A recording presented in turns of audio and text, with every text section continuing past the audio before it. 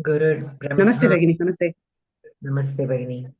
गुरुर्ब्रह्मा गुरुर्विष्णुः गुरुर्देवो महेश्वरः गुरुर्साक्षात् परं ब्रह्म तस्मै श्रीगुरवे नमः।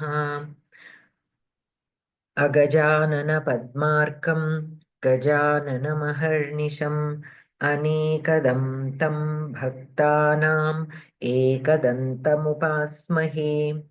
नमस्ते शारदे देवी काश्मीरपुरवासिनि त्वामहं प्रार्थये नित्यं विद्यां बुद्धिं च देहि मे। ॐ पार्थाय प्रतिबोधितां भगवता नारायणेन स्वयं व्यासेन ग्रथितां पुराणमुनिना मध्ये महाभारतम् अद्वैतामृतवर्षिणीं भगवतीम् अष्टादशाध्यायिनीम् अम्बा त्वामनुसन्दधामि भगवद्गीते भवद्वेषिणीम्। नमोऽस्तु ते व्यासविशालबुद्धे फुल्लारविन्दायतपत्रनेत्र येन त्वया भारततैलपूर्णः प्रज्वालितो ज्ञानमयप्रदीपः। प्रपन्नपारिजाताय स्तोत्रवेत्रैकपाणये ज्ञानमुद्राय कृष्णाय गीतामृतदुहे नमः। वसुदेवसुतं देवं कंसचाणूरमर्दनं देवकी परमानन्दं कृष्णं वन्दे जगद्गुरुं। भीष्मद्रोणतटा जयद्रथजला गान्धारनीलोत्पला शल्यग्राहवती कृपेण वहनी कर्णेन वेलाकुला अश्वत्थामविकर्णघोरमकरा दुर्योधनावर्तिनी सोत्तीर्णा खलु पाण्डवैरणनदी कैवर्तकः केशवः। पाराशर्यवचः सरोजममलं गीतार्थगन्धोत्कटं नानाख्यानककेसरं हरिकथा सम्बोधनाबोधितं लोके सज्जनषट्पदैरहरः पेपीयमानं मुदा भूयात् भारतपङ्कजं कलिमलप्रध्वंसि न श्रेयसे। मूकं करोति वाचालं पङ्गुं लङ्घयते गिरिं यत्कृपातमहं वन्दे परमानन्दमाधवम्। गीताशास्त्रमिदं पुण्यं यः पठेत् प्रयतः पुमान् विष्णोः पदमवाप्नोति भयशोकविवर्जितः। गीताध्ययनशीलस्य प्राणायामपरस्य च नैव सन्ति हि पापानि पूर्वजन्मकृतानि च। मलनिर्मोचनं पुंसां जलस्नानं दिने दिने सकृद्गीताम्भसि स्नानं संसारमलनाशनम्।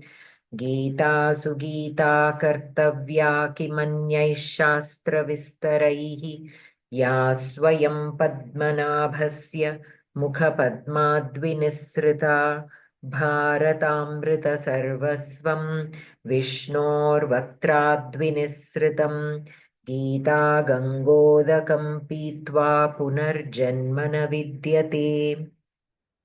सर्वोपनिषदो गावो दोग्धा गोपालनन्दनः पार्थो वत्सः सुधीर्भोक्ता दुग्धं गीतामृतं महत्।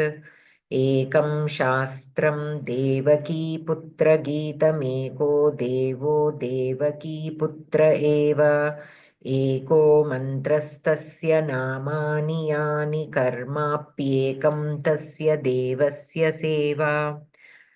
शान्ताकारं भुजगशयनं पद्मनाभं सुरेशं विश्वाधारं गगनसदृशं मेघवर्णं शुभांगं लक्ष्मीकान्तं कमलनयनं योगिभिर्ध्यानगम्यं वन्दे विष्णुं भवभयहरं सर्वलोकैकनाथं यं ब्रह्मा वरुणेन्द्ररुद्रमरुतस्तुन्वन्ति दिव्यैस्तवैः वेदैः साङ्गपदक्रमोपनिषदैर्गायन्ति यं सामगाः ध्यानावस्थिततद्गतेन मनसा पश्यन्ति यं योगिनः यस्यान्तं न विदुः सुरासुरगणा देवाय तस्मै नमः। गीतायाः पुस्तकं यत्र यत्र पाठः प्रवर्तते तत्र सर्वाणि तीर्थानि प्रयागादीनि तत्र वै यत्र गीताविचारश्च पठनं पाठनं श्रुतं तत्र अहं निश्चितं पृथ्वीं निवसामि सदैव हि चिदानन्देन कृष्णेन प्रोक्ता स्वमुखतोऽर्जुन वेदत्रयी परानन्दा तत्त्वार्थज्ञानसंयुता अष्टादश जपेन्नित्यं नरो निश्चलमानसः ज्ञानसिद्धिं स लभते ततो याति परं पदम् गीतार्थं ध्यायते नित्यं कृत्वा कर्माणि भूरिशः जीवन्मुक्तः स विज्ञेयो देहान्ते परमं पदम् मन्दारगन्धसंयुक्तं चारुहासं चतुर्भुजं बर्हि पिच्छावचूडाङ्गं कृष्णं वन्दे जगद्गुरुं रुक्मिणीकेलिसंयुक्तं पीताम्बरसुशोभितम् अवाप्ततुलसीगन्धं कृष्णं वन्दे जगद्गुरुम् उत्फुल्लपद्मपत्राक्षं नीलजीमूतसन्निभं यादवानां शिरोरत्नं कृष्णं वन्दे जगद्गुरुम् यदक्षरपदभ्रष्टं मात्राहीनं च यद्भवेत् तत्सर्वं क्षम्यतां देवनारायण नमोऽस्तु ते कायेन वाचा मनसेन्द्रियैर्वा बुद्ध्यात्मना वा प्रकृते स्वभावात् करोमि यद्यत् सकलं परस्मै नारायणायेति समर्पयामि। अस्तु, सावित्री भगिनी पठितुम् इच्छति वा? पठामि। अभ्यासयोगयुक्तेन चेतसा न अन्यगामिना परमं पुरुषं दिव्यं याति पार्थ अनुचिन्तयन्। अभ्यासयोगयुक्तेन चेतसा न अन्यगामिना परमं पुरुषं दिव्यं याति पार्थ अनुचिन्तयन्। अत्र अभ्यासयोगयुक्तेन एकपदं वा? एकपदं, समासपदम्। तृतीया विभक्ति एकवचन। चेतसा सकारान्त तृतीया विभक्ति एकवचन। न अव्ययम् अन्यगामिना चेतसा अन्यगामिना नपुंसकलिंग शब्दं सकारान्त नपुंसकलिंग नपुंसकम्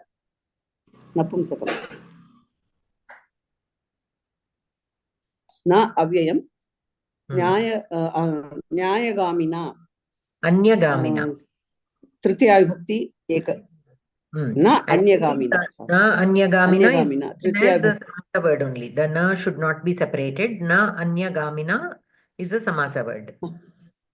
एकपदम् समास word. ओके. तृतीया विभक्ति एकवचन. परमं द्वितीया विभक्ति एकवचनं.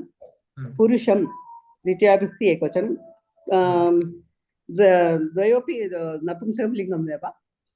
पुंलिङ्गं पुरुषः खलु? पुरुषं परमं विशेषणरूपेण खलु? पुंलिङ्गम्। ओके. दिव्यं द्वितीया विभक्ति एकवचनं. याति प्रथम पुरुष एकवचन लट् लकारः परस्मैपदी पार्थ संबोधन प्रथमा विभक्ति अनुचिन्तयन् अनु उपसर्गः चिन्त धातु शत्रुत् प्रत्यय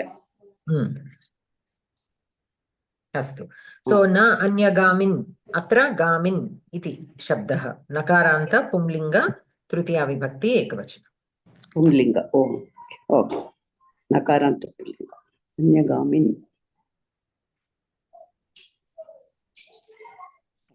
अतः पार्थ अर्जुन अभ्यासयोगयुक्तेन आवर्तनरूपेण उपायेन सहितः न अन्यगामिना अनन्यगतेन चेतसा मनसा अनुचिन्तयन् अनुध्यायन् दिव्यं दिवि वर्तमानं परमं पुरुषं परमं निरतिशयं पुरुषं याति गच्छति अन्वयः पार्थ अभ्यासयोगयुक्तेन न अन्यगामिना चेतसा अनुचिन्तयन् दिव्यं परमं पुरुषं याति तात्पर्यम् अर्जुन यः अभ्यासरूपम् उपायम् अवलम्ब्य एकाग्रेण चित्तेन ध्यायति सः दिव्यं पुरुषं प्राप्नोति रामानुजीयमतम् अभ्यासः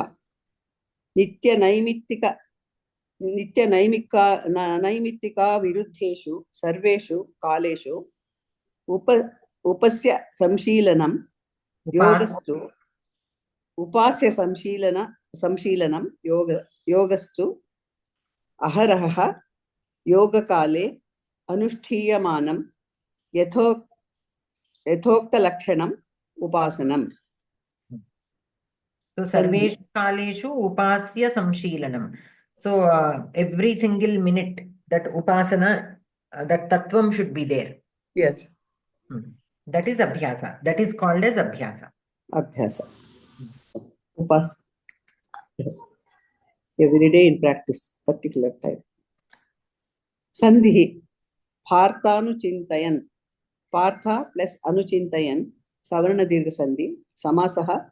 अभ्यास योग युक्तेन अभ्यासः एव योगः अभ्यास योगः कर्मधारय समासः अभ्यास योगेन युक्तः तेन तृतीया तत्पुरुष समासः न अन्यगामिना अन्यं गामि अन्यगामि द्वितीया तत्पुरुषः न अन्यगामि तेन नै तत्पुरुष अत्र नै अर्थे न इति शब्दः तावदेव So अत्र क्रियापदं किम्? क्रियापदं याति. याति. कः याति? पुरुषं याति. कः याति? मनुष्यः याति और मानवः याति. मानवः कुत्र याति? पुरुषं याति. और कं याति? पुरुषं याति. He will reach. Whenever we are using gatyarthaka kriya padani, the place where we are going will be considered as karma. Okay. Okay, like Ramaha pathashalam gacchati. Kutra gacchati? Pathashalam gacchati. Gacchati. So where is he going? He is going to the pathashala. So though it is indicating where, like when we are asking the question, kutra gacchati? Pathashalam gacchati. Like that here is more of a state, not a place, but it is a state. We can consider it as more like a Vishayadhikarana. But whenever we are using Gatyarthaka Dhatavaha, the Adhikarana will get Karma Sanya. So we have to take it as Karma Padam. So Purusham, Idrisham Purusham Yati. Paramam Purusham. Paramam Purusham Punaha Divyam Paramam Purusham. Paramam Purusham Divyam Purusham. Yeah. Kim kar or kurvan. Kim kurvan yati? Abhyasa yoga yuktena. Chintayan. Anuchintayan yati. Kim kurvan yati? What is he doing while he is reaching the Paramapurusha? Or doing what is he reaching the Paramapurusha? Anuchintayan. Anuchintayan means constant thinking of the Paramatma. Anuchintayan means constantly thinking of Paramatma. So constantly thinking of Paramatma, how or by what? Chetasa. Chetasa yoga yuktena na anyagamina chetasa. With a mind that is not focused on anything else. Na anyagamina chetasa. And abhyasa yoga yuktena chetasa. Here chetas indicates manas. So with what kind of, he is using this manas as an instrument to constantly think of the Paramatma. That anuchintanam is happening because he is using his manas as a sadhana to focus on Paramatma. What kind of manas? The manas that is totally focused on Paramatma, on nothing else. Na anyagamina. It is not going anywhere else. It is staying with the thought of Paramatma. And abhyasa yoga yuktena. And how did that happen? Staying focused for a manas. We discussed many times that a manas, the lakshana of the manas itself is to wander. So how did it come to this focus? Abhyasa yoga yuktena. Because of the abhyasa that has been done, this manas now is able to focus completely on Paramatma and nothing else. Na anyagamina abhyasa yoga yuktena chetasa anuchintayan. So thinking of the Paramatma, manavaha paramam divyam purusham yati. Okay, that is how he will reach the paramam purusham. Ramanujiam matam atra asti yogastu aharha. That's what aharaha. That's what every day in a particular time. Yes. Every day. Okay. Again, not a particular time in a day, all throughout the day. Throughout the day. Yes. Thank you. Sarveshu kaleshu nitya naimittika viruddheshu sarveshu kaleshu upasya samshilanam. That is called as abhyasa. So it doesn't matter what is happening around him. Naimittika. Okay, nimittam. There is no matter whatever things are happening around, it doesn't matter to that kind of a person who is doing that kind of abhyasa.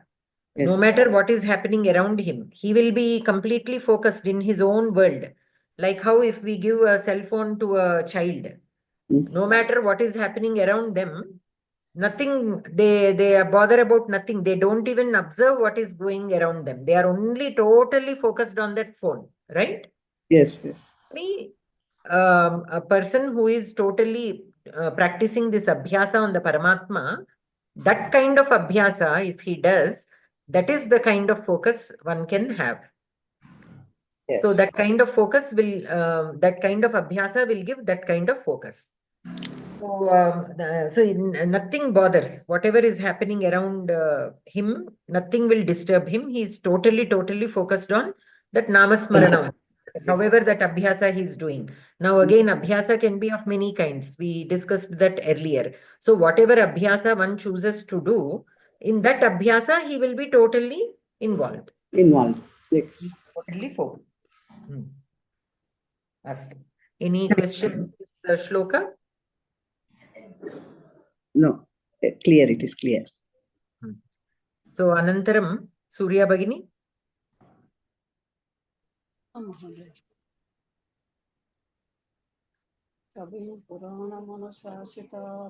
కొంచెం గట్టిగా చదవండి, దగ్గరగా వచ్చి. కవిం పురాణ మనుషాసితారం అనోరణీయ మనుస్మరేత్య సర్వస్య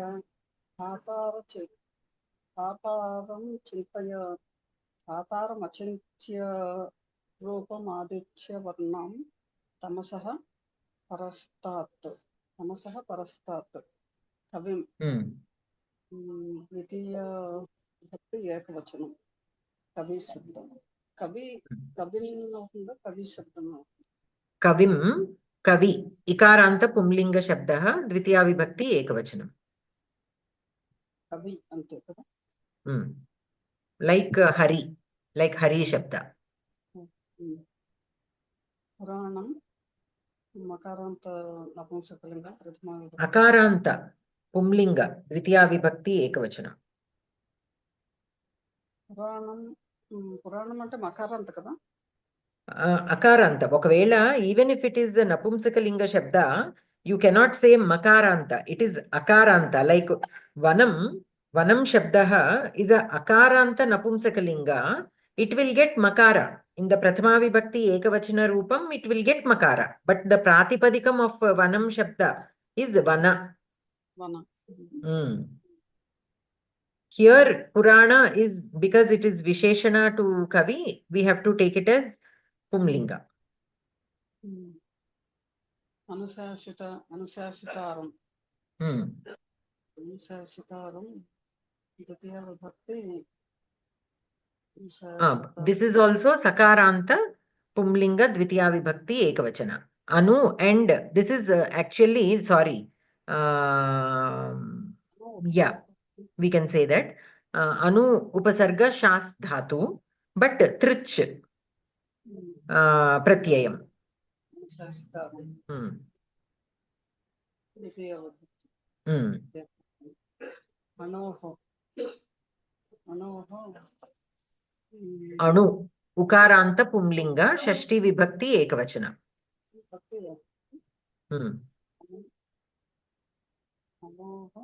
Aniyamsam. Aniyamsam. Aniyas. Again, Aniyas. Sakaranta Pumlinga Dvitiya Vibhakti Ekavachanam. Anusmaret Ajya. Anu Upasarga Smrudhatu. Smrudhatu. Vidhilin Lakara Prathama Purusha Ekavachana. Ajya. Ajya Avyayam. Edi Abhyayamu? Ajya kata idi? Anusmara. Yaha Sarvasya. Adya ekkadundi? Anusmaret Ajya andada idi? Anusmaret, that is the Kriya Padam. Yaha. After Anusmaret, there is Yaha. Anusmaret Yaha. Anusmaret.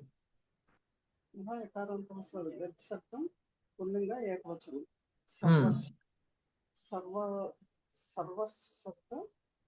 Sarvasya Sarva Pumlinga Shabda Shashti Vibhakti Ekavachana.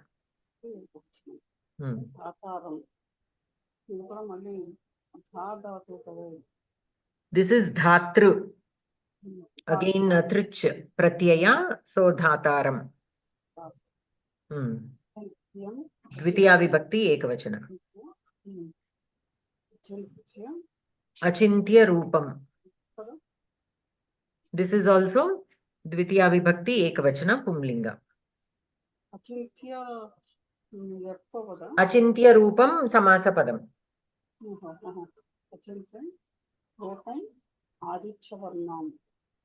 Aditya Varnam is a separate word. Achintya Rupam is a separate word. Both are Samasa words.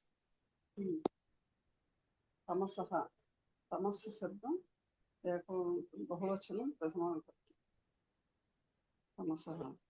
Parastat. Tamasaha, Tamas Sakaranta Napumsakalinga Panchami Vibhakti Ekavachanam. Panchami Vibhakti. Parastat.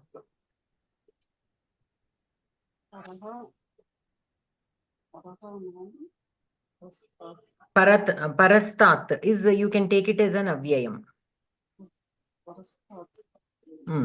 Here it is taken as an avyayam. It is like meaning wise like parataha. Tamasaha parataha means that which exists along with the tamas. Andha ajnanandhakarat parataha means beyond the ajnanandhakaram. In that sense, it can be taken.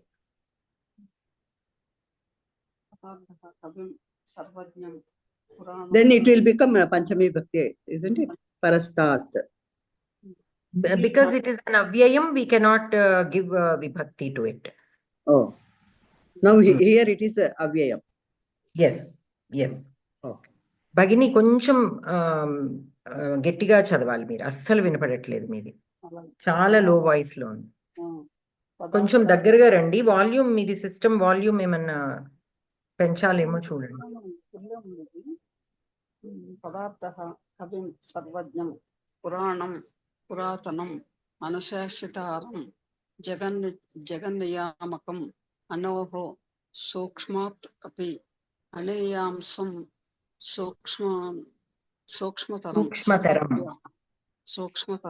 సర్వస్య సకలస్య ధాతారం పోషకం అచింత్య రూపం దుర్జేయ రూపం ఆదిత్యవర్ణం సూర్య సమాన వర్ణం తమసః అజ్ఞానాంధకారాత్ పరస్తాత్ పరతః విద్యమానం యః అనుస్మరేత్ యః ధ్యాయేత్. అన్వయః యః కవిం పురాణం అనుశాసితారం అనోః అనేయాంశం సర్వస్య ధాతారం అచింత్య రూపం ఆదిత్యవర్ణం తమసః పరస్తాత్ అనుస్మరేత్. తాత్పర్యం యః సర్వజ్ఞం పురాతనం జగన్నియంతారం సూక్ష్మాత్ సూక్ష్మతరం సకలస్య ధాతారం ఆగమ్యస్వరూపం సూర్యసమప్రభం అజ్ఞానాంధకారాత్ పరతః విద్యమానం ధ్యాయతే సహ దివ్యం పురుషం యాతి. మాధ్వమతం సర్వస్య ధాతారం చరాచరాత్మక విశ్వస్య ధారణ పోషణ కర్తారం అచింత్య రూపం మనసః సాకల్యేన అవిషయం తమసః పరస్తాత్ మృత్యోః ప్రకృతేర్వా సంబంధరహితం. ప్రకృతేః వా సంబంధరహితం means that which is not connected with the mrityu. వ్యాకరణం సంధిః అనోరణీయాంశం అనోః ప్లస్ అనీయాంశం విసర్గ సంధిః రేఫ. అనుస్మరేద్యః అనుస్మరేద్యః మీరు ఉత్త ను చదువుతున్నారు, ఆ కూడా ఉంది అక్కడ. అనుస్మరేద్యః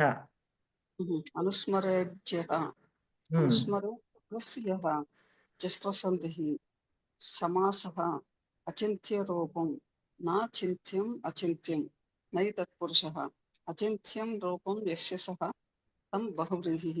ఆదిత్యవర్ణం ఆదిత్యస్య వర్ణః ఇవ వర్ణః యస్య సః తం బహువ్రీహిః. కృదంతః అనుశాసితారం అను ప్లస్ శాస్ ప్లస్ ఇట్ ప్లస్ తృచ్ కర్తరి తం. ధాతారం ధా ప్లస్ తృచ్ కర్తరి తం. తద్ధితాంతః అనీయాన్ అను ప్లస్ ఈయసున్ అతిశయేన అణుః ఇత్యర్థః. So here క్రియాపదం కిం? అనుస్మరేత్.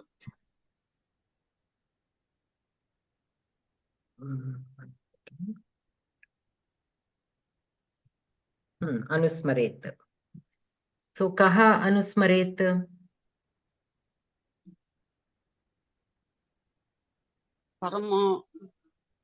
యః పురుషం పరమ పురుషం అనుస్మరేత్. Okay, this is a continuation. It will go into the next shloka, but here what is given, the anvaya yah kavim puranam anushasitaram anoho aniyamsam sarvasya dhataram achintya rupam adityavarnam tamasah parastat anusmaret. So that is, so tatparyam yah sarvajñam puratanam జగన్నియంతారం సూక్ష్మాత్ సూక్ష్మతరం సకలస్య ధాతారం అగమ్య స్వరూపం సూర్య సమప్రభం అజ్ఞానాంధకారాత్ పరతః విద్యమానం ధ్యాయతి సహ Divyam Purusham Yati. That will come in the next shloka, but here, he who is able to focus on dhyayati, he who meditates upon this kind of Parama Purusha. Okay, so these are all adjectives of that Paramatma. Kavim, Puranam. Okay, Kavim, Puranam, Anushasitaram means Jaganniyamakam. Anushasitaram means he who gives his shasana on the existence. Anoho aniyamsam, and who is minute. Sukshmatapi sukshmataram. Sarvasya dhataram. He is the creator of everything. Achintya rupam is Durgneya rupam, Durgneya rupam. So how can you say Achintya rupam? Means he does not have a form, basically, right? Aditya Varnam. So he who has the radiance more than that of the sun. And Tamasaha Parastat. Tamasaha Parastat is beyond Tamasaha. Beyond Tamasaha. Anusmari. So he who meditates upon this kind of Paramatma, what happens to him will be given in the next shloka.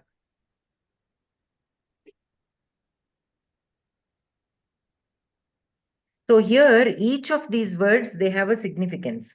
This all these are taken from the Upanishads. Kavim, Puranam, Anushasitaram, Anoho, Anoraniyamsam. All these are taken. Like Kavim is, and each of these words are again in a shloka of each of these Upanishads. They are taken from various Upanishads. And in those Upanishads, in a shloka, that word comes, and there, if we look into that shloka, we will know the significance of that word. So these are not simply randomly put together, they are taken. So every time the references are given to the Upanishads. So Bhagavad Gita is like a saramsam of these Upanishads. So we can always see this indications to the Upanishads. So wherever we want more explanation or insight on that particular reference, we can refer to that Upanishad and those shlokas in the Upanishad. So we'll have a better understanding of why these words are used, like why Puranam is used, why Kavim is used, why Anushasitaram is used, Dhataram. So more explanation. Now we have a certain idea about these words, but knowledge is vast. So to know more about what these words mean and why these words are given as adjectives to Paramatma, for all that we can refer to those Upanishads. So here Kavim is taken from Ishavasopyanishat, and Puranam is taken from Kathopanishad. Anushasitaram is taken from Brihadaranyopaniषद, and Anoraniyam Mandukopanishad. Sarvasya Dhataram Brihadaranyopaniषद. Achintya Rupam, again from this is from actually Mandukopanishad, and Aditya Varnam, Tamasaha Parastat. Both of those. ఒక్కొక్క ఉపనిషత్తులో వివరణ ఇచ్చారా దీనికి? అంటే those words are they are used in a particular shloka in those Upanishads, which also refer to Paramatma and the significance of this word related to Paramatma. So in that way, these are all taken from the Upanishad. Now, why so many qualities are given here? How so many qualities are given? So we have to have the complete perception of Paramatma. Now, ela ante, like there is again a small example quoted here. Say, once what happens is a person, he will come home from a nearby forest, and he will tell, oh, I saw a creature there. It is yellow in color, and it is very beautiful. You have to go and see it. So his neighbor will go when he gets some time. He will go there. He will see that prani. He will come back and say, "Hey, you said that creature looks yellow, but when I saw that is green in color." So then the third person will get curious. How can a creature, they are having some misunderstanding. So he will go. And when he goes, it is in blue color. So he will come back and say, both of you are wrong. It is blue color. So they will be arguing, arguing, arguing. So all the people in the village will try to come and resolve these people's arguments. And while doing that, some will actually go try to see what that creature is, and they will come back with a different opinion. Other people, they won't even make an attempt to go there and look at that creature, but they will somehow take the side of some person and keep arguing on their side. So they did not even see the creature, they don't even know anything, but they are taking sides and supporting in the argument. So then finally what happens? A very wise person will come by, and then he will say, all of you are correct. Okay, everyone, each of you are correct. In your own perspective, each of you are correct. Now, why this difference of opinion is coming? Because the creature that you saw is a chameleon. It changes colors. So when one of you went, it was in a different color. When other person went, it was in a different color. That is the nature of that creature. It changes colors. So all of you are correct. So you don't have to argue about it. So you have to know more about the creature and its qualities and its nature. Then this kind of, with insufficient knowledge, because you have insufficient knowledge about this creature, you are not able to come to a point of agreement, and you are arguing basing your argument with whatever little information that you have. But if you know that this is a chameleon and it will change colors, so that is why when you went, it is in that color. When I went, it is in this color. Then no argument would have been. So here Paramatma is also like that. Everybody might have a different perspective about Paramatma. So that is the reason why there are so many darshanani. Some use, Uttara Mimamsa, Purva Mimamsa, Nayayika, Nyaya Darshanam. Like this, why there are so many darshanani? Because people are like that. The way they think can be a little different. The way they connect to a particular, explanation can be a little different. So everybody connecting to something in the same way is not possible because of their different natures of the people. So it is okay. It is okay to have different approach to a certain thing. Final goal should be the same, and the path that we take should be a good path, no matter what the path is. So to reach a particular point, there can be many paths. There is no rule that one has to go from point A to point D only through B and C. We can go through B, we can go through C, or we can go directly from A to D without touching B and C. All are fine. As long as the path that we are taking is dharmika path without hurting anybody, the goal should be only to reach the final point. So no matter how we take the path. So that is the reason why one needs to understand the tattvam of the Paramatma, so that such complexities will not be there. We can take the path that we choose. Now we know that Paramatma can be reached in through many. The abhyasas are there, the tapas, the various kinds of tapas we discussed, the various kinds of abhyasas are there. So many different aspects are there. All of them are there. So there is, we are not constrained with only certain things. This is the only way you can go. So these are all offered. Whatever a person is comfortable, he can follow that. He can follow that. So once we know that there are other paths also, then we will start respecting people who are following those paths also. Many times, what do we see? What do people try to do? Many times, whatever they are doing, they try to support that. They try to defend themselves by supporting, no, you have to do it this way only. Say, for example, as simple as a puja also. people will be fighting over the procedure of the puja. But why are we performing the puja? The puja is performed so that for that period of time, we are focusing on the Paramatma in that form. And we need to focus, and some people need that ambience. That mantrocharana can clear their mind. Now, this is all for people who are not able to focus much. So all these are the sadhanas to be able to focus. So when we sit and start reciting something, automatically we will try and focus on that.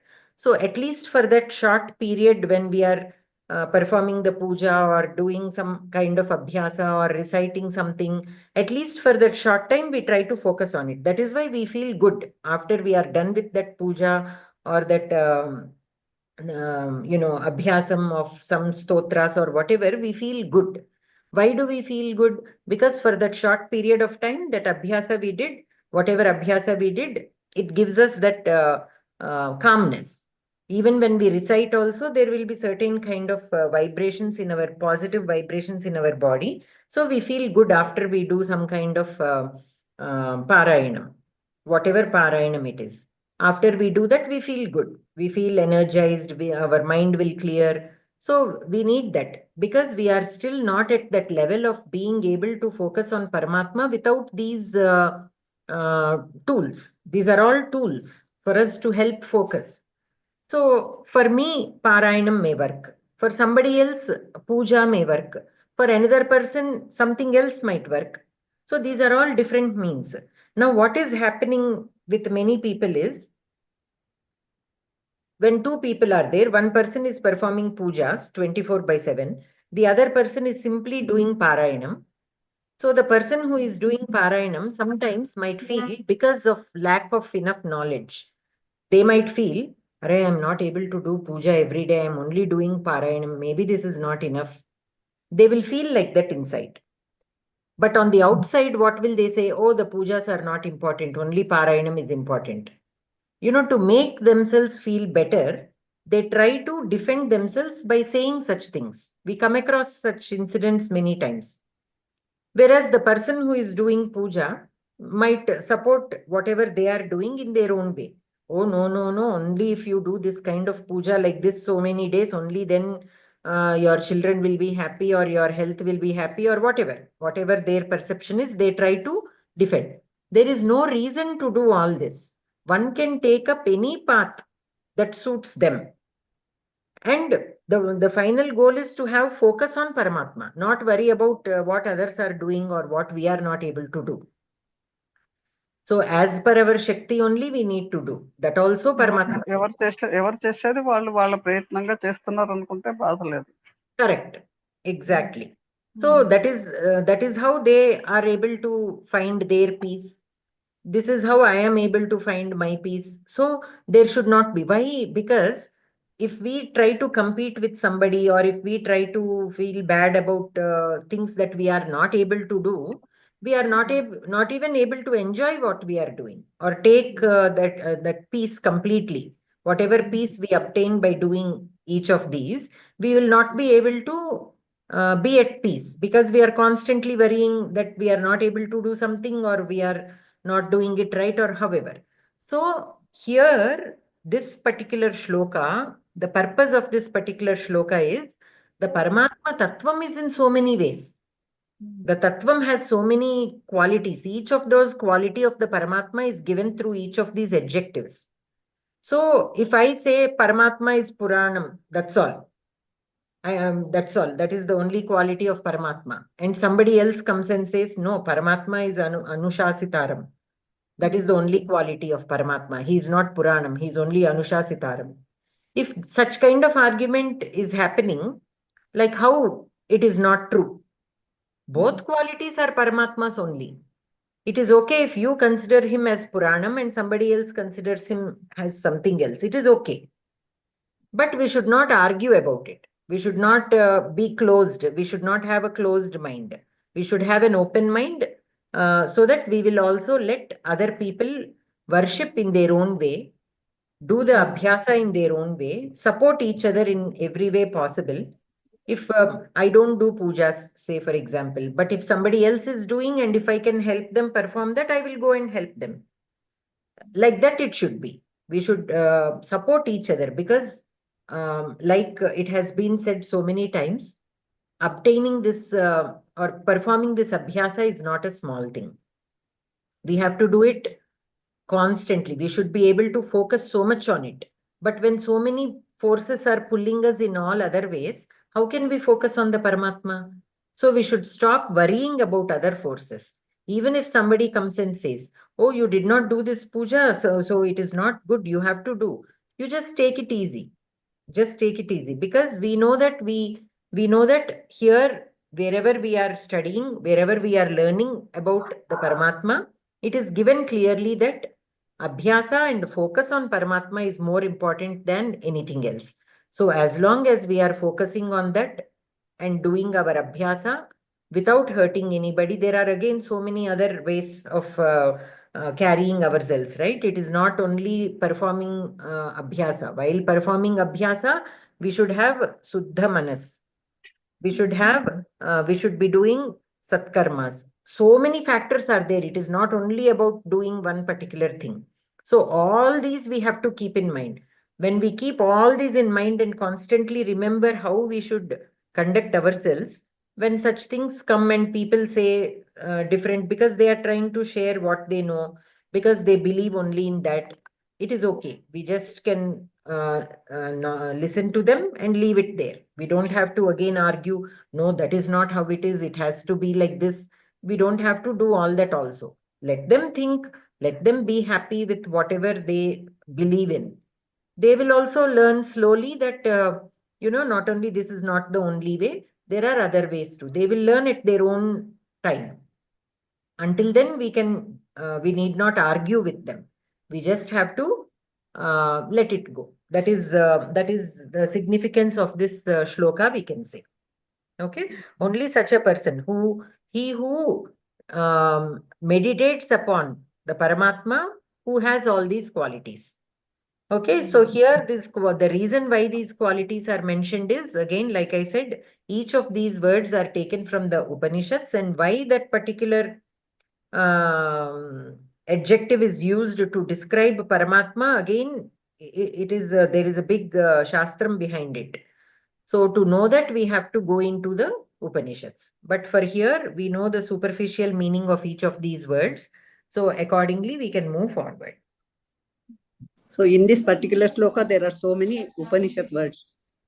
All the words are Upanishads words only. The Kavim, Puranam, Anushasitaram, Anoranniyamsam, Dhataram, Sarvasya Dhataram, Achintya Rupam, then Aditya Varnam, Tamasaha Parastat. Each of these words are taken from Upanishads only. Okay, when we get time, we can dig into the Upanishads and look for these shlokas, and then we will know why that particular word is used to describe Paramatma. Yes. Okay. So, but now we know, like, okay, each of these words are taken from Upanishads. So we know, if we want to know more about these words, we know where to look for them. So that is the idea. That is why I mentioned this. So that Thank you, ma'am. When we get some time, we can dig deeper and look at our own, in our own time. When we get time, we can also share it in our group. Yeah. Yes. Thank you. So, Anantaram, Toshali Bhagini.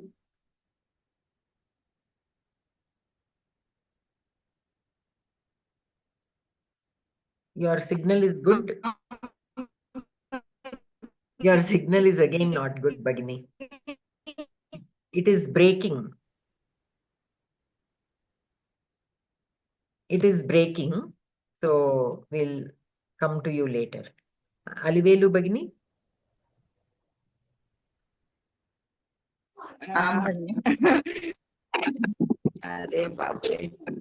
प्रयाणकाले मनसा चलेन पत्यायुक्तो योगबलेन चैव भ्रुवोर्मध्ये प्राणमावेश्य सम्यक् स तं परं पुरुषमुपैति दिव्यं प्रयाणकाले प्रयाणकालम् अकारान्त नपुंसकलिंग सप्तमी एकवचनं मनसा चलेन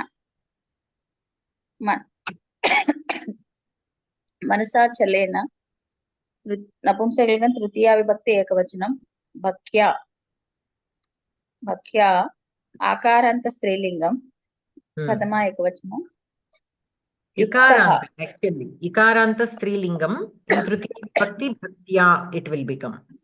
इकारान्त स्त्रीलिंगमा okay Like nadi. This is ikaranta, like matihi. Like matihi. युक्तो युक्तः युक्तः अकारान्त पुंलिंग प्रथमा एकवचनं అవుతుంది इष्धातु तान्तं योगबलेन योगबल अकारान्त नपुंसकलिंग तृतीया एकवचनं च अव्ययम् एव अव्ययम् भ्रुवोर्मध्ये सप्तमी एकवचनं नपुंसकलिंगमेव प्राणमावेश्य It is Saptami or Shashti Vibhakti? Which one? Saptami भ्रुवोर्मध्ये Saptami Bhruvur is Saptami. Saptami Saptami. Oh. प्राणं द्वितीया एकवचनं नपुंसकलिंगं Bhruvoho आवेश्य is a separate word. 1 minute, Bhagini. Bhruvoho is a separate word. Madhye is a separate word. That's what I asked. Shashti dvivachanam. Madhye will become Saptami. Bhruvoho madhye. 70 years. प्राणं द्वितीया एकवचनं आवेश्य ल्यबन्तं आंग उपसर्गं विष्धाता ఇట్లా ల్యబంతం సమ్యక్ అవ్యయం సహ తత్శబ్దం ప్రథమా ఏకవచనం తం తత్శబ్దం ద్వితీయా ఏకవచనం పరం ద్వితీయా ఏకవచనం పురుషం ఉపైతి పురుషం అకారాంత పుంలింగ ద్వితీయా ఏకవచనం ఉపైతి ఏతి उपसर्ग एति धातुः लट्लकारं ई धातु लट्लकारं प्रथम पुरुष एकवचनं दिव्यं नपुंसकलिंग द्वितीया एकवचनं नपुंसकलिंगं वा पुंलिंगं द्वितीया एकवचनं पदार्थः सहयोगी भक्त्या युक्तः भक्त्या सहितः प्रयाणकाले मरणसमये योगबलेन च एव समाधिबलेन भ्रुवोः मध्यदेशे प्राणवायुं सम्यक् साधु आवेश्य स्थापयित्वा अचलेन निश्चलेन मनसा चित्तेन स्मरन् दिव्यं लोकोत्तरं परम् उत्तमं तं पुरुषं प्रसिद्धं पुरुषम् उपैति प्राप्नोति अन्वयः सः भक्त्या युक्तः प्रयाणकाले योगबलेन च एव भ्रुवोः मध्ये प्राणं सम्यक् आवेश्य अचलेन मनसा स्मरन् दिव्यं परं तं पुरुषम् उपैति तात्पर्यं सः अनन्यभावेन सहितः मरणसमये समाधिबलेन भ्रुवोः मध्ये प्राणवायुं सम्यक् स्थापयित्वा निश्चलेन चित्तेन स्मरन् लोकोत्तरम् उत्तमं तमेव पुरुषं प्राप्नोति रामानुजीय मतम् उपैति तद्भावं याति व्याकरणं सन्धिः मनसा अचलेन सवर्णदीर्घसन्धिः युक्तो योगबलेन युक्तः योगबलेन विसर्गसन्धिः सकारः रेपः उकारः गुणः चैव च एव वृद्धिसन्धिः भ्रुवोः मध्ये विसर्गसन्धिः रेपः समासः अचलेन न चलं तेन नयि तत्पुरुषः योगबलेन योगस्य बलं तेन षष्ठी तत्पुरुषः कृदन्तः आवेश्य विष्धातुः निजन्तं प्रेरणार्थे ल्यप् धन्यवादः भगिनी धन्यवादः भगिनी तो अत्र क्रियापदम् उपैति कम् उपैति सः उपैति सः कम् उपैति Purusham. Paramam Purusham. Upaiti. Paramam Divyam Purusham Upaiti. Saha. Kim Kritva Upaiti? Pranam Avesh. avesha. Pranam Pranam avesha. aveshya. Pranam Kutra Aveshya. Dhruvoh madhye. Kada Aveshya. Samyak. Prayanakale. Prayanakale avesha. Prayanakale Bhruvor Madhye Pranam Aveshya Saha Divyam Paramam Purusham Upaiti.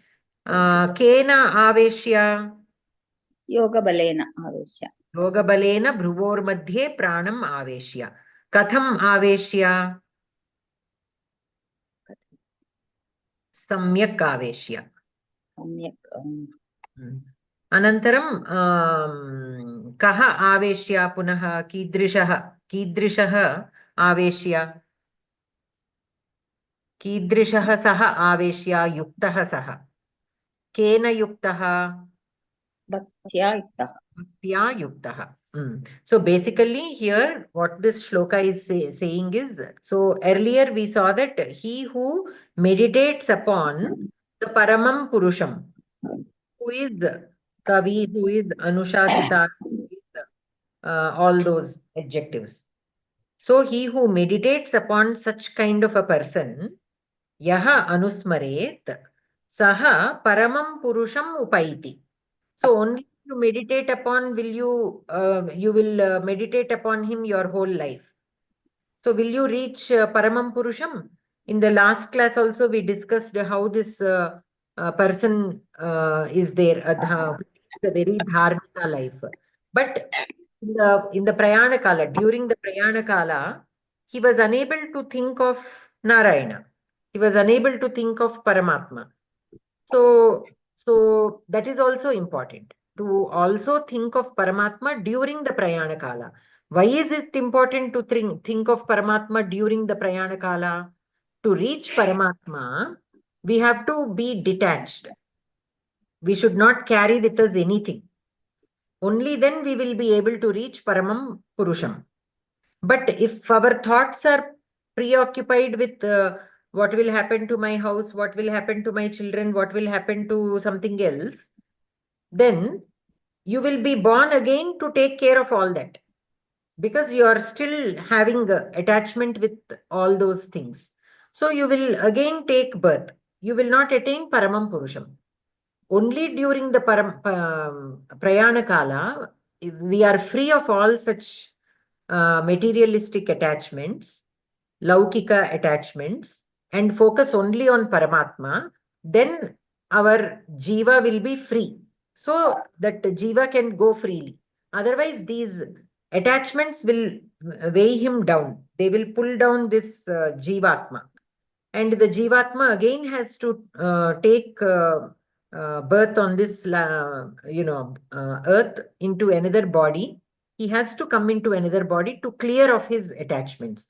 So until all our attachments and our karmas, punya karmani, papa karmani, both, until we clear them all, there is no moksha. The moksha comes only by clearing all these. So that is why he who does the abhyasa, he who meditates upon Paramatma throughout his life, still it is important for him to again focus during the Prayana Kala also, focus on the Paramatma only. And how can he focus? With the Yoga Balena and Bhakti. Both of these. He can use both of these as his sadhanas and focus all his life forces onto that Bhruvor Madhye.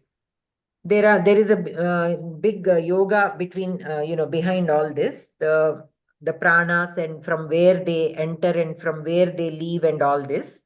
I am not well versed in that knowledge, but there is this prana that, goes from between the eyebrows.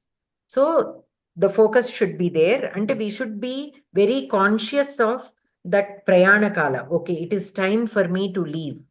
When we are going to another place, we check everything, right? We check whether we have our ticket, whether we have our passport, visa, this and that, everything. Whether we booked a cab to the airport, whether we are carrying all the right kind of things, whether we are going to be there on time. We are checking everything. No matter how many other things are there, we are putting all those thoughts aside and making sure all these are there. Only then we are able to go and have a proper journey. Otherwise, if you forget something, the journey will not happen. You will stay back, or you have to find some alternate route to reach that destination. Similarly, here also during the Prayana Kala, we have to make sure, we have to try and put in an effort to make sure that our focus is only on Paramatma. We have to clear our mind. Will that come naturally to us? It will not come naturally to anybody, because the Prayana Kala is all people, most of the people are scared of that Prayana Kala. How? Why are they scared? Because usually it comes with some kind of disease or old age, or mostly these two. If it is an accident and sudden death, then nobody knows that. So they are not prepared. So that worry is not there. We don't know. So that is a special case. Let us put it aside. So death can happen either because of old age or because of a long-term disease. Now, say if it is a long-term disease, we already know that we have this disease, so I am going to die, and when I die, it won't be a natural death. I don't know how this disease is going to be during that ending. It might be very painful. All these thoughts will come to us. So that will cause fear. That is very, very natural. That is very natural for us to have that fear. Similarly, for old age. In old age also, each system will start failing. All the organs slowly, they will start, not working very properly, optimally. So there also we will have some kind of fear. What if I'm not able to walk anymore? What if I'm not able to eat anymore? What if whatever I eat, I'm not able to digest properly? That kind of fear comes to us. That is also very, very natural. So that fear will be there. That is what we are trying to discuss here. That fear will be there during Prayana Kala. It is not easy to not have fear during Prayana Kala. Since we know that, we have to prepare ourselves. We have to have complete faith on Paramatma. So, and make sure that, okay, whatever it may come, Paramatma will take care of me. This is only a Sharira. I have to leave this Sharira. My Jiva will always be there. There is no death for Jiva. I am only entering into another body. So for that, what do I want in my next life? Do I want to hang on to the things that bothered me in this life? Or do I want to be free and just clear my karmas in the next Janma and move forward? If we start thinking like that, the number of lives that we need to attain moksha, we can reduce them. If we don't think consciously and give in to the worldly things, then the number of lives that we need to attain that moksha will start increasing. The more practice and abhyasa we put and think of Paramatma with effort, that effort is definitely needed. It will not happen effortlessly. That effort, if we put, and that detachment also we can obtain by constant practice. Whenever we feel that attachment, we have to tell ourselves, I am getting myself attached to this. Let me not. Okay, let me not. Let it take its own course.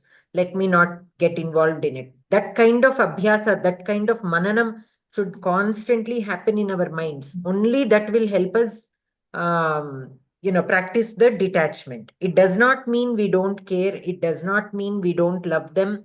Many people perceive that hanging on to everything only is love.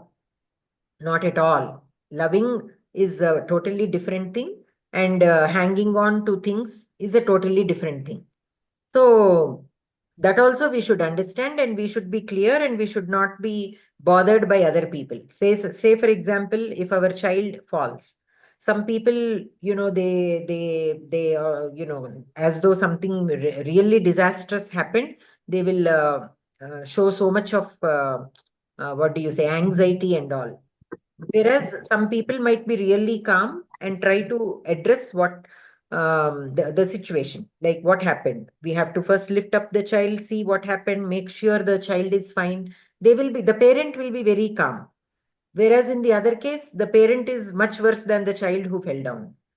Based on this, most people determine who loves the child more. They think the parent who is calm does not love as much as this other parent who, who shows so much of anxiety. Now, how do we assess that? Is that true? No.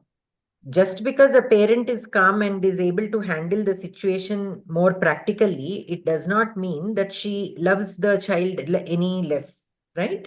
So similarly, we also have to practice that. There is nothing to that detachment practice I'm talking about. So that kind of detachment, we need to do what we need to do because we are still in this grihastha ashrama and we have our responsibilities. So we have to do, but with the detachment, like how we discussed the story of one queen, right? So she already is in that siddhi state, but there are certain things that have to be done. There are certain karmas still pending for her. So though she already attained siddhi, she had to lead the life on this earth for some more time. So she led the life. She married a king, and she even gives birth to one or two sons, and she raises them and all. But during all that process also, she was totally detached. She was not attached at all. So like that, we have to do our responsibilities, but it does not mean we have to attach ourselves. But since we have this manas, which is constantly not stable, sometimes we will be drawn towards a certain bandhas, right? We'll get attached for various reasons. So that is when we have to remind ourselves, I'm getting too attached here. Let me not attach myself so much. So that kind of practice should be there. If that constant conscious thinking is there, then during the prayana kala, it will be easy for us to focus on the right thing. If we are not able to focus on the right thing, again, we will be born into another body. And again, that whatever attachment we were carrying at the time of prayana kala, that will continue. Like we discussed earlier, some people have unusual fear of certain things, unusual impulsive habits. They have some impulsive habits and very unusual fears of certain creatures or heights or closed rooms, right? These are all because of, whatever they were carrying during the prayana kala from the previous life. That is the reason why they have. Some people feel very suffocated when they are kept in closed rooms. Some people feel, everybody feels suffocated to some extent. But some people, very unusual kind of fear they have. That is what I'm talking about. Those are because of the Purva Janma Vasanas. Similarly, some people overeat. The minute they sense a little bit of emptiness in their stomach, they start eating. If you ask them, they will say, I'm afraid that I might get hungry. So they think even getting hungry is unhealthy or maybe not safe, or maybe they might not get food when they are really hungry. So they try to eat ahead of, getting completely hungry. Some people overstock their homes with groceries. So all these, if you are completely psychological. These are all completely psychological, either from this life or from the previous lives. So the person who overeats and is afraid of getting hungry is because they must have suffered hunger very badly and unable to get anything to eat when they were hungry for a very long period of time. So that subconsciously will remain with them. Subconsciously, it will remain in their consciousness. They don't even know. They don't even know because it is in the subconscious mind. They just have that habit of overeating. And similarly, the closed spaces, overstocking the house with groceries. So that also is because of they must have experienced some kind of poverty where they always were struggling to even get what they need.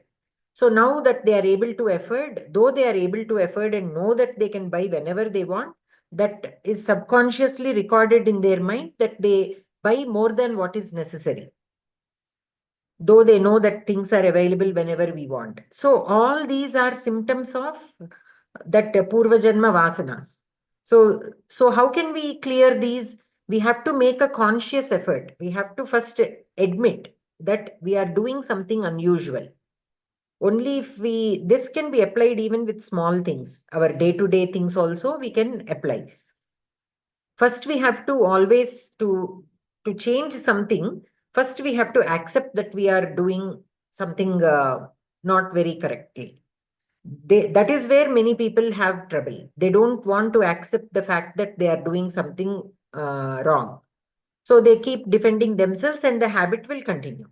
Only when we accept the fact that this is unusual, whatever this behavior I have is unusual. Only when we accept that, then we start thinking, why do I have this unusual habit? Then we start dwelling into that thought. Then with this knowledge of the lives and how we can carry on our habits into the next life, then we have to understand that this came from somewhere, either this life or from the previous life. It definitely has to come from our past. So then we have to make, okay, so this is not something good that we want to carry forward. So that consciously we have to try and change. So whenever we get that urge of eating, even when we are not hungry, we have to think, see, I'm not hungry right now. My body does not need any food right now. This is my subconscious mind that is acting. Let me try to focus on Paramatma so that he will give me the strength to overcome this compulsiveness. So like that, we have to consciously tell ourselves enough number of times. So at least we are working on it slowly, and one day we will be free of it. It will not happen again overnight. That also we know. Anything will not happen overnight. Slowly, maybe today, every half an hour I'm eating, tomorrow I will move it to 45 minutes, day after tomorrow, something else, like that, whatever it is. So such kind of conscious effort has to be made. Similarly, that connection that we have some people, or that anger that we hold against somebody, we are not able to let go of that anger. That person did in 1949, he spoke very rudely to me, and I am not able to forget it. So whenever I talk to him, that feeling comes back to me, that anger or whatever feeling, it comes back to me. So again, I have to make a conscious effort. Whenever I think of that person, that incident comes to my mind, and I will feel angry or sad or whatever it is. So whenever I'm getting that feeling, I have to again think, see, whatever that person said, it's that person's problem. I did not do anything wrong. Let him say whatever he wants. He will learn at his own time. I have nothing to do, and I should not feel this anger or whatever it is. I should let go. If I don't let go of this, then this person will be associated with me in my next life also, definitely. If I have him on my mind during Prayana Kala, he will definitely be associated with me in my next life also. Do I want that? Definitely no. So let me clear my mind. Let me just let go. So like that, whether it is negative feelings or positive feelings, because even the positive feelings also will bring you back into this life. So you have this unusual love towards your some family member, to your child or to your husband or to your mother or to your sister, whatever that unusual love that you have towards them, which you are not able to let go, then definitely they will come back into your life again. In the next life, they will be associated with you somehow. It need not be exactly in the same relation, but in some kind, they will be associated with you in the next life also. Even in this life, whoever we have, our family members, they simply did not happen to come and end up in our family. There is some kind of association we had with them in our previous lives. We see some people constantly doing something to the other person, like a mother constantly, that daughter or son, that child, that particular child does not have good health. So throughout their life, that mother will be doing something or the other to that child, because that child is almost always sick. Why do you think that happens? So that is something from the previous life where this mother owed that particular child something. So in this life, she has to repay it. She has to repay it. So that kind of arrangement is done. So everything has a reason. Nothing happens without any reason. If we think we did somebody something, it is not just like that. Maybe we owe them for something from our previous lives. That is why in this life, we happen to do that. If we think like that and leave, our mind will be free. But what many times how people think is, if we do something to somebody, they think they are doing them a favor and that other person owes us. With that thought, can we be free during the Prayana Kala? No. If we have that thought, we can never be free. If we leave whatever we do for others, just leave it there. Don't carry it. Do whatever help we are able to do and just leave it there. Then we will have that detachment. And Satkarmacharana also is happening. Satkarmacharana, when does it happen? When we do without expecting anything back. So we have to do, when the need arises, we do things without any expectation. Maybe I've taken some help from this person from the past life. I am just repaying my debt. With that attitude, if we do, then we will have that detachment while we are doing things that help them. We also are able to practice that detachment. So we can be free during the Prayana Kala. So that needs a lot of abhyasa. And that happens only with Yoga Balam. So Yoga Balena, during that Prayana Kala, whatever abhyasa you have done throughout your life, that should come to help us at that time. Suddenly, can we have Yoga Bala at the age of 80 or 90 when we are ready for the Prayana Kala, which we haven't done throughout our life? Can we get it then? No. It needs abhyasa from the very beginning. That is why the abhyasa is needed. Many people think Bhagavad Gita is should be read only when a person passes away. When we try to listen to it, they think, why are you playing Bhagavad Gita? It should be played only when a person dies. That is another myth that is there. In many places, I have heard that. They think it is inauspicious to listen to Bhagavad Gita. So, but that is a wrong perception. We have to, such people, we have to tell them, no, it is needed from the childhood. We have to teach the children what is taught here. Otherwise, by the time they are ready to for Prayana Kala, when they listen to Bhagavad Gita, then when are they going to practice? There is nothing left. Many people think after retirement we'll start reading Bhagavad Gita. So after retirement means 60. At the age of 60, what can we do? How much can we do? We cannot do all these abhyasa, and we can do some, but not enough for us, right? It is, if we start early, we will be able to accomplish more.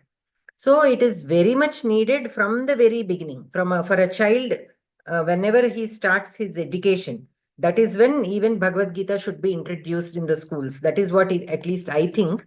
After even I started, at this age only, because nobody is telling us, nobody is that is not being passed on as much as it is needed. So now that we know, we have to pass it on to our children and to their children, that it is not something you start after retirement. You have to start along with Aksharabhyasam actually. So that they will learn and they will make use of all this in their prime years, so that when they reach their Prayana Kala, they have that Yoga Balam, they have that, Abhyasa, what is needed. So they can be in a better place in their next life. So that is what we need to understand. Okay. So that so much of thing that we can take from this particular shloka. So Prayana Kale Yoga Balena Bhruvor Madhye Pranam Aveshya Samyak Aveshya and Bhaktya Yuktaha Divyam Paramam Purusham Upaiti. And so can he do all this only at the Prayana Kala? No. He who does the abhyasa, that is given in the previous shloka, Anusmaran or Anusmaret. So he who does that abhyasa throughout his life upon the Paramapurusha, who has all these qualities.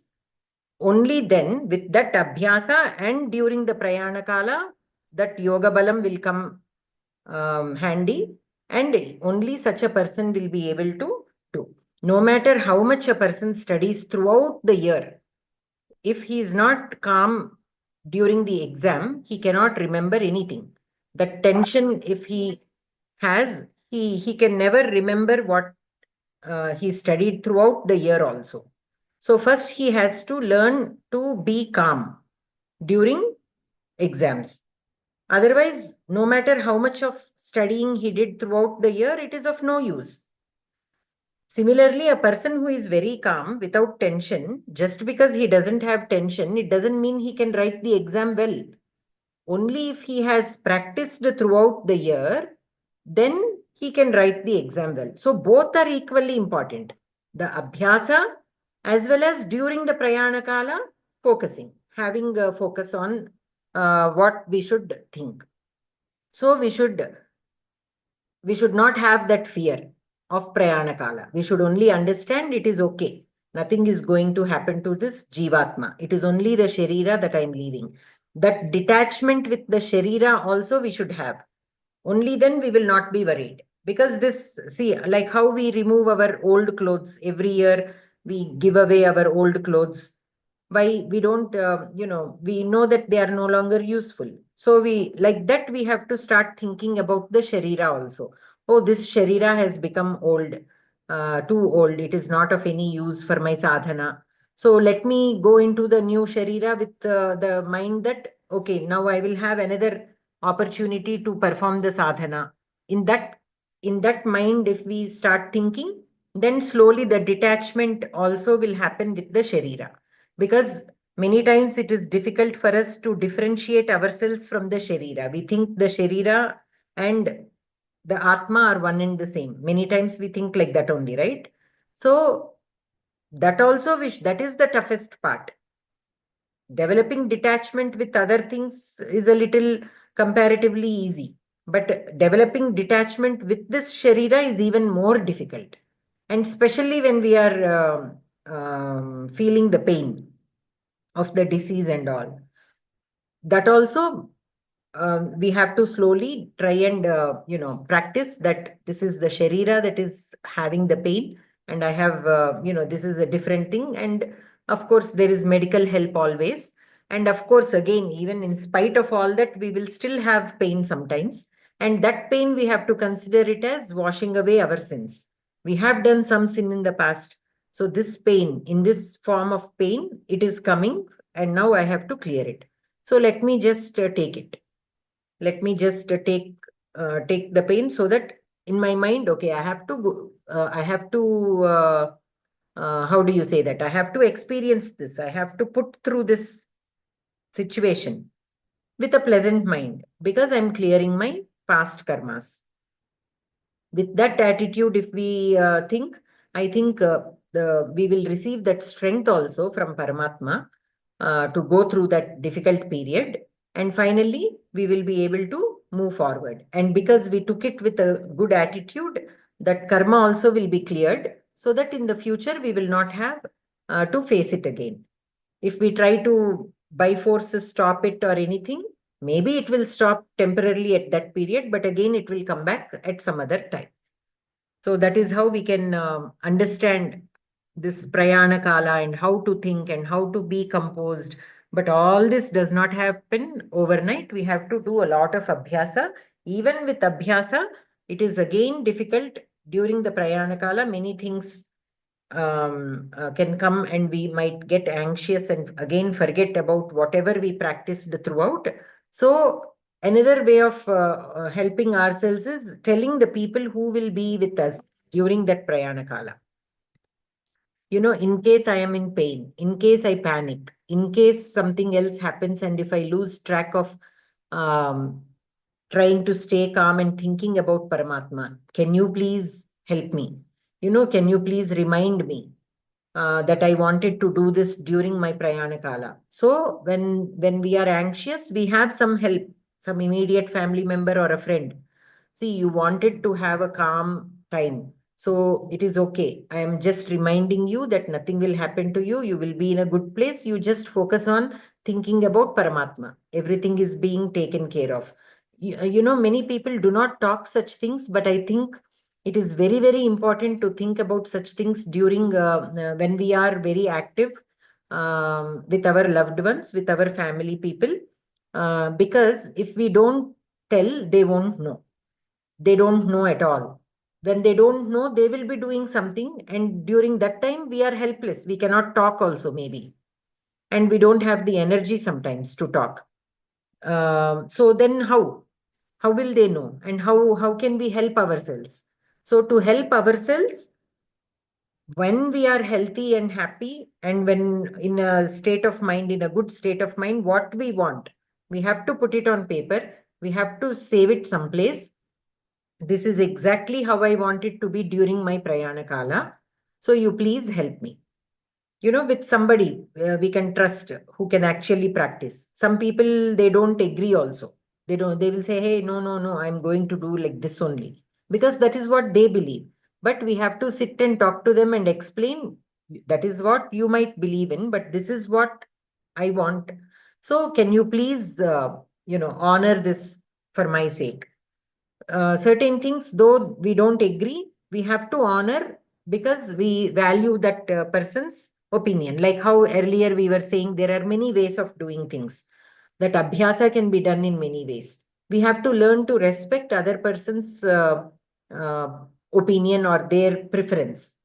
So when that happens, then we can be more calm. Okay, now I have somebody who can help me during the Prayana Kala. So then I won't panic as much. I won't have that much of anxiety. We know that somebody is there to help us remember what we need to do. Okay, don't worry.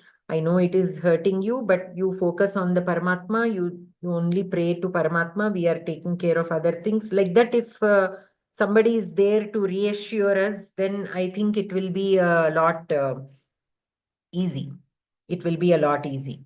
For the person who is leaving also, it will be a lot easy.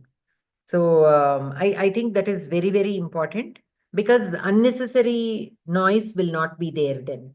If because we cannot say at that time, we are unable to speak. So it is very important that the persons who are going to be with us are aware of what we want, because they are the only ones who can implement it. Otherwise, too much of noise. People will come, they will be talking all sorts of unnecessary things. We are not able to focus on what we want. So when we are clear about what we want and what we don't want, then it will be easy for people to implement that. No, this is how she wants. We would like to respect her wishes. So you stay away. If the person who is trying to visit is not aware of what we want and they will be talking something, because it is very important for us to focus. There, we should not worry about what they might think. They came to visit this person in the last stage. If we don't allow them, it won't look good. If we start thinking like that, then the person who is leaving can never achieve what they wanted to do, right? So what is more important? For that person to go where that person wants to go, or because of a few people who are not able to understand the importance of Prayana Kala, should we simply give in and let them come and talk whatever they want? If they are also able to understand, they will come and help, then that is fine. They will also help this person during the Prayana Kala, they can come. But there are so many kinds of people with different perceptions, right? So during that time, I think it is very, very important to not feel obligated. We can perform what is needed. So each one of us also can think about how we want our Prayana Kala to be. And accordingly, we have to share the same with people who we think might be with us. If we don't know who will be with us, it is better we write it on a piece of paper and keep it somewhere, so that whoever happens to be there will at least be able to implement, if not completely, at least whatever they are able to. So that is how we can look at it. I actually would like to mention this. I had a lecturer who taught physics for us during my when I was in BSc. So she passed away last year in October. She also, like that time, she was my physics lecturer, but later on, she also developed an interest for Sanskrit, and she also wrote some of the Samskritha Bharathi exams. And actually, she did more than that also. All whatever exams, whoever is offering, all of those she was giving. She was studying and giving the exams. She even by hearted Bhagavad Gita shlokas, all of them. With that organization that does this Parayanam, right? They teach the recitation of Bhagavad Gita shlokas. With them, the first year she did the just fluent reading. The second year she did even the that by hearting, and she took that exam. The gold medal also she got. But she had this, cancer. She had it a very long time back, maybe 10 years back. That time she took treatment and everything was fine. But it relapsed after 10 or 15 years, which they did not expect at all. So by then she's like 70 or something. So her body was not able to take the treatment well. So she passed away. So her sister, actually, I don't even know her, but my physics lecturer, whenever they both were talking, she happened to mention my name, like I have my student, she's also learning Samskritam, this and that. So knowing that, she called me from her sister's phone. She looked up my name and called me. My sister often, she used to mention your name. So I just thought I'll let you know. So I really felt very, surprised that we were not like talking every day or anything, but once in a while we used to talk and update ourselves with what is going on.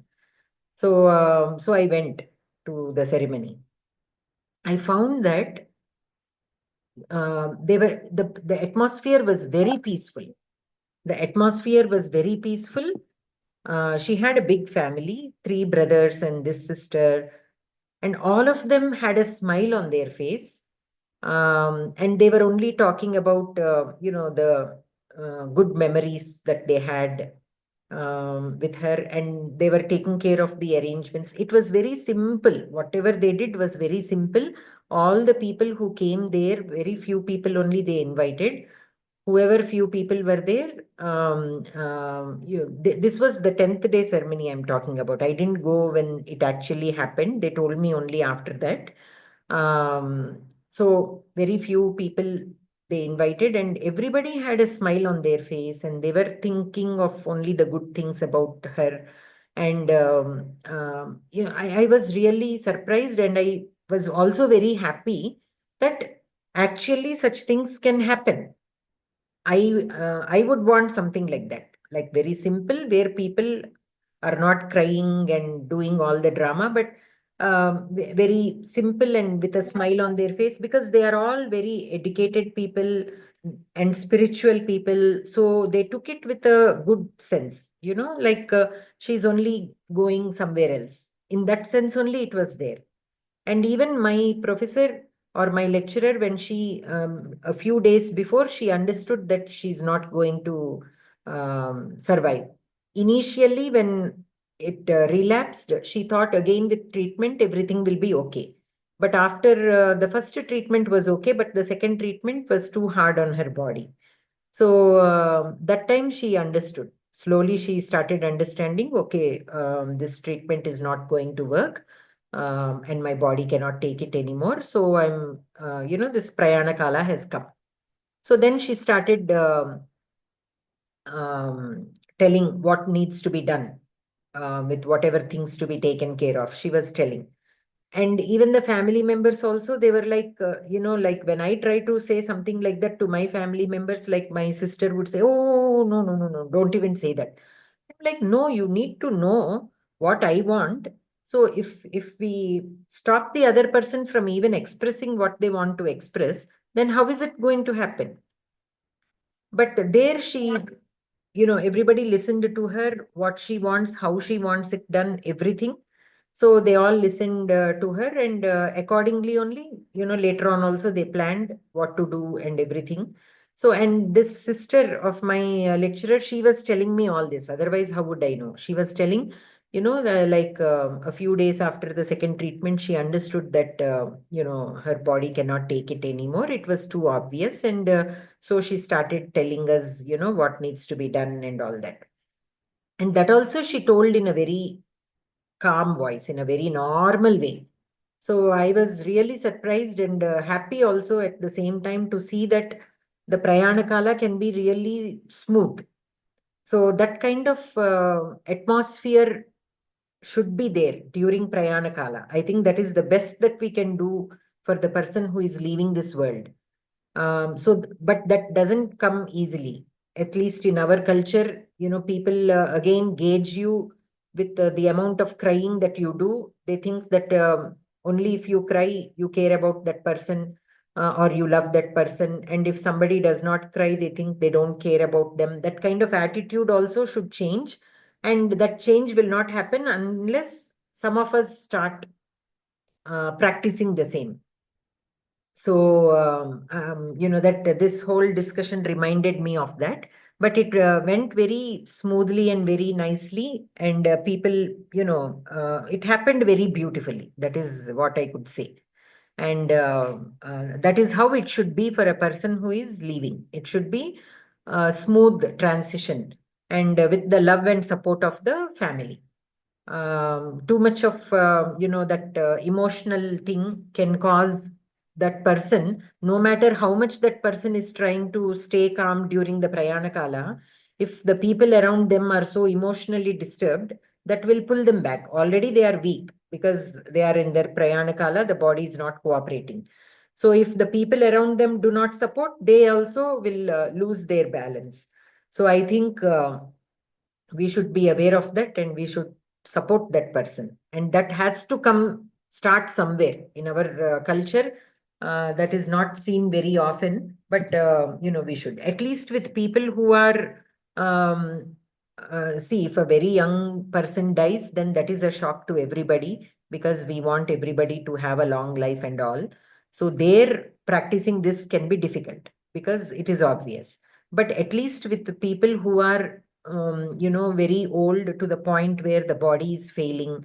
With such people, at least if we start practicing this, then slowly it will, everybody will start understanding that the value or importance of Prayanakala and how a person, the atmosphere should be for the person who is leaving.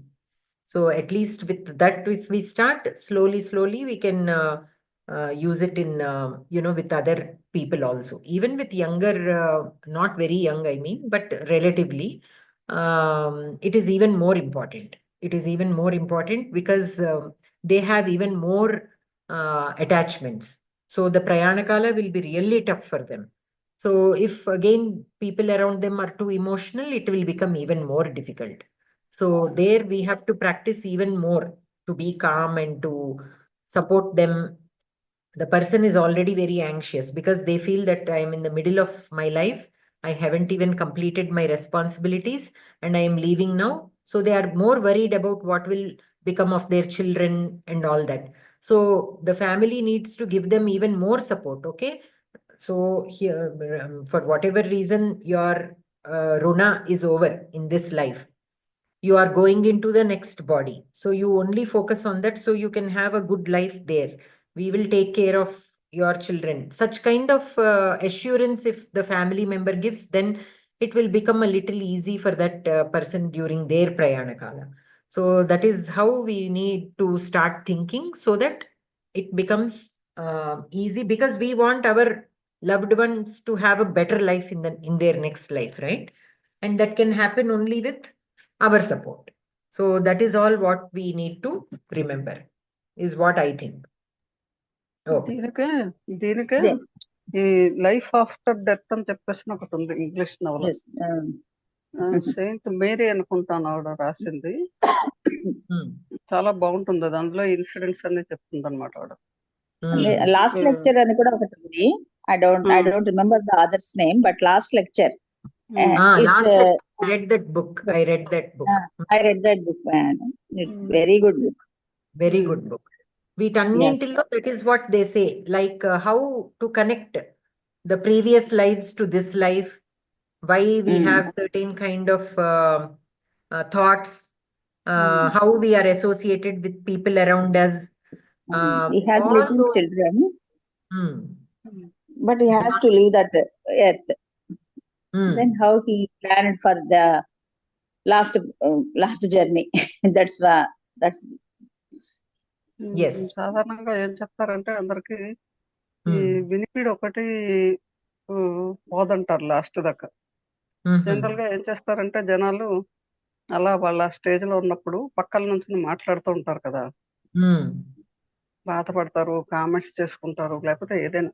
అసలు అవన్నీ వాళ్ళకి ప్రాణం పోయే ముందర తప్పించి ఆ వినికిడి పోదది.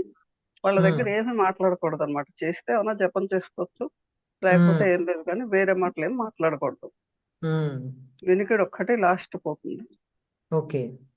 కానీ కొంతమంది they become they have hearing hardness with old age వస్తుంది కదా, అయినా కానీ వాళ్ళకి అప్పుడు వినిపిస్తుందా? అప్పుడు వినిపిస్తుంది. ఓ. ఈ స్వామి యోగానంద ఉన్నారు కదా, పరమహంస యోగానంద, ఆయన చెప్తారనమాట. ఏంటంటే వాళ్ళ ఫ్రెండ్ సిస్టరు పోయే దశలో ఉంటుందన్నమాట. పోయే దశలో అంటే ఆయన కోమాలో ఉంటుంది అమ్మాయి. అతను చాలా బాధపడుతూ ఉంటాడు అనమాట. బాధపడుతుంటే యోగానంద గారు చెప్తారనమాట, వాళ్ళకి వినికిడి లాస్ట్ పోతుంది, ఎక్కడున్నా సరే ప్రాణం పోతున్నా సరే నువ్వు పిలిస్తే వెనక్కి వస్తుంది, మళ్ళీ పిలవమని చెప్తాడు అనమాట. చెప్తే నేను నీకోసం చాలా బాధపడుతున్నాను, నువ్వు నాకు కూడా ఉండాలి, నువ్వు పోవడానికి వీలు లేదని చెప్పేసి ఆ అమ్మాయిని గట్టిగా పిలుస్తాడు అనమాట. పిలిచేసరికి ఆ కోమలోంచి ఆ అమ్మాయి బయటకు వస్తుంది. వచ్చి మళ్ళీ ప్రాణం అది మామూలుగా వచ్చి తిరుగుతుంది అనమాట. అందుకని ప్రాణం పోయే పరిస్థితిలో వాళ్ళకి వినికిడి ఉంటుంది కనుకను వేరే మాటలు ఏం మాట్లాడకూడదు. కానీ హూ ఇస్ ప్రాక్టీసింగ్ దట్? అసలు వచ్చి మాట్లాడకపోతే బాగోదని మాట్లాడతారు చాలా మంది. మన పెద్దవాళ్ళు చెప్తారు, దేవుడు ఇవి ఏమన్నా చదవండి పక్కన ఉండి వాళ్ళకి మంచిది అంటారు. చదవండి అని చెప్తారు, ఎందుకంటే వాళ్ళకి కూడా థాట్ వస్తుంది అప్పుడు. ఈ నారాయణ అంటే నారా అంటే అది నారాయణ అని వెళ్తుందని చెప్పేసి అంటారు చూడండి, దాన్ని మళ్ళీ పీచ్ అంటారు అని చెప్పేసి. అలా కాకుండా వాళ్ళకి ఆ దృష్టి అటు డైవర్ట్ అయ్యేట్టు చేయొచ్చు. మా మదర్కి అయితే పొద్దున్నే సాయంత్రం పోతారంటే పొద్దున్న పూట నాకు కృష్ణుడికి భగవద్గీతలో అది పెట్టమని చెప్పేసి ఏదో ఎపిసోడ్ ఉంటే అది చూసిందనమాట. చూసి ఒక అరగంట గంట అలా చూసి ఇంకా చాలా సాయంత్రం పోయారు కానీ ఆవిడ దృష్టి ఎంతసేపు దాని మీదే ఉండి అదే ఇదిలో పోయారు అనమాట. అదే మంచి పద్ధతి. So I think that is one very good idea.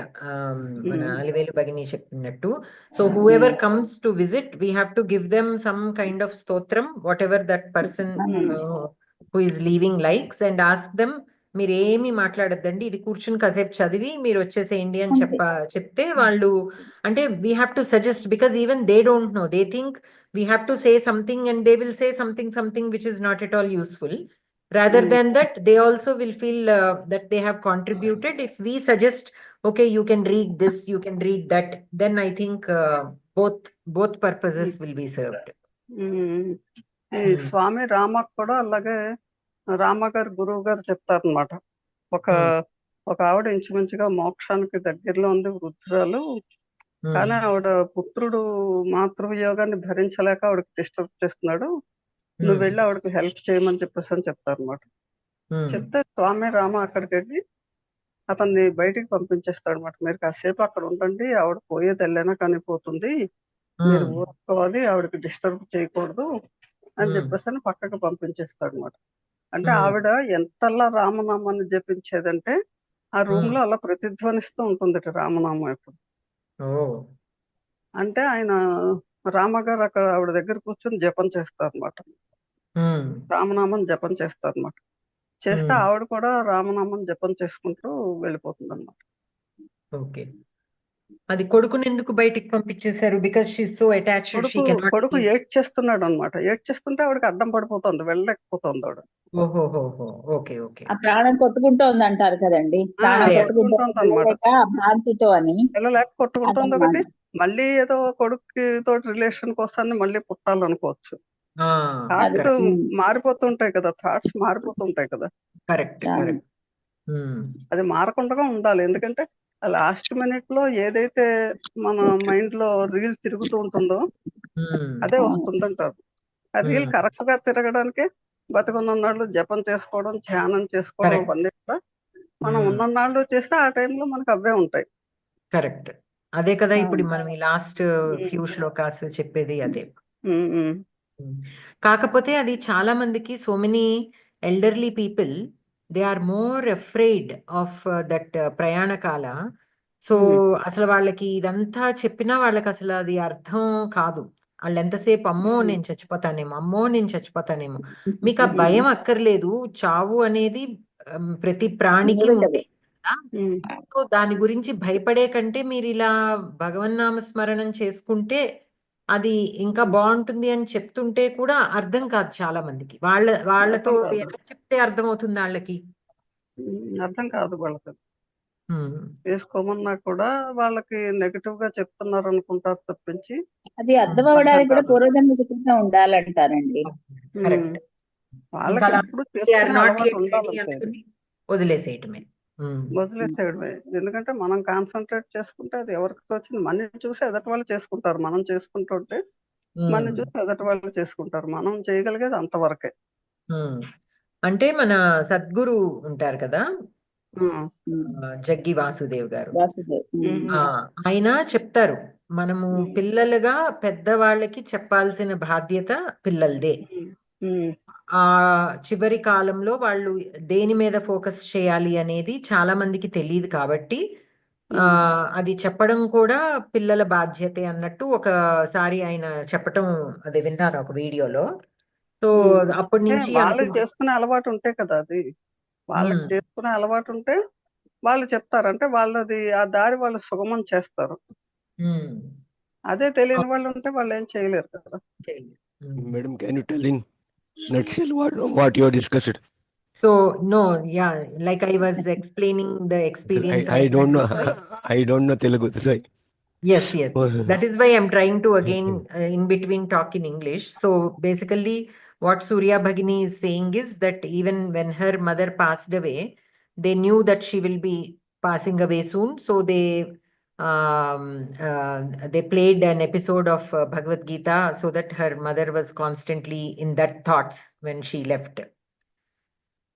And in other cases also, they were talking about a couple of books which also mentions about this, how to prepare ourselves for the Prayana Kala. One is The Last Lecture. That is one book. It is written in English only. The Last Lecture. And Bhagini, Surya Bhagini, meer cheppin pustakam enti? Life After Death. Life After Death.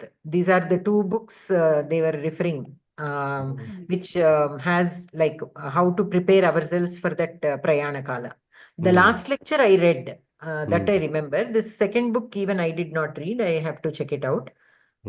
But there are some books that those are more like, in the last lecture, it is more like, I read it a long time back. It prepares like how we should conduct ourselves during Prayana Kala. Many people do not know that. They only get anxious that, but we have to tell. We have such members in our family. In the last lecture, he is not an old person. He has small children. I think he has some disease, right? Yeah. It's not curable, and days are coming. Last days are coming nearer. So he planned everything for his wife and children and everything. Life after death అంటే ఏంటంటే, Mary ఆవిడకి వాళ్ళ బట్టి thoughts వస్తుంటాయి అన్నమాట. ఎవరన్నా మరణ సమయంలో ఇబ్బంది పడుతున్నారంటే వాళ్ళకి ఒక ఫెదర్డ్ మ్యాన్ అని చెప్పేసి ఉంటాడు, ఆయన వేరే లోకంలో ఉన్న ఆయనేమో ఆవిడకి కనిపించి నువ్వు వాళ్ళ దగ్గరికి వెళ్ళమని చెప్పేసి అని చెప్తాడు అన్నమాట. చెప్తే వాళ్ళు పడుతున్న ఇబ్బంది ఏంటో ఆవిడకి ఆయన కన్వే చేస్తాడు. చేస్తే ఆవిడ క్లియర్ చేయడానికి ట్రై చేస్తుంది అనమాట. Okay. So Surya is explaining, like in the book Life After Death, it talks about a lady who has, who goes and helps people who are close to leaving, like who are in their prayana kala. If they have any problem or anything that is making them suffer, like mentally or physically, she will have a vision and she will go and help them clear that pain so that they can go with the peace. So yeah, these are all, there are so many books also available and theories, but everything, this life, definitely rebirth and life, these are there. Though many people agree or not, it is definitely there. And for us to be able to make it easy, that prayana kala, and especially for our family members, that is what, whenever I talk, people keep brushing it away. But I think it is important, and we should also make them understand that, it is important for me. So please, you listen. This is how I want during my prayana kala. We have to have that clear. Many times people don't let us talk such things. They think it is inauspicious to talk like that. I think it is important, because what is going to happen is going to happen. Just because we don't talk about it, it won't stop. And just because we talk about it, it won't come early. Already the time is set. It will come when it has to come. Preparing ourselves, I think, will be a wise thing to do. So, but in our culture, it is hard to make people understand that many times. So we have to prepare them. We have to educate them, actually. And sometimes people will get hurt. Like if we start talking about their prayana kala, they will obviously feel hurt that we are trying to, they will think that we decide their prayana kala. So we are waiting for their end. Yeah, that is how they might. So we have to face all that. But like again, Bhagini is saying, if they are not prepared for it, they are not prepared for it. There is nothing much we can do. But at least if those who are leaning towards a little bit of spirituality, if we see that in somebody, then we can talk such things. Some people, they express, right, that spirituality will come to them sometimes in the last ending days. So when we observe such things with somebody, then I think, but they don't know much information, but they are in that phase of mind, state of mind. So then we can explain it to them and help them stay more calm during the prayana kala, so that they can have a better exit. Okay, so we'll stop here today. Any questions?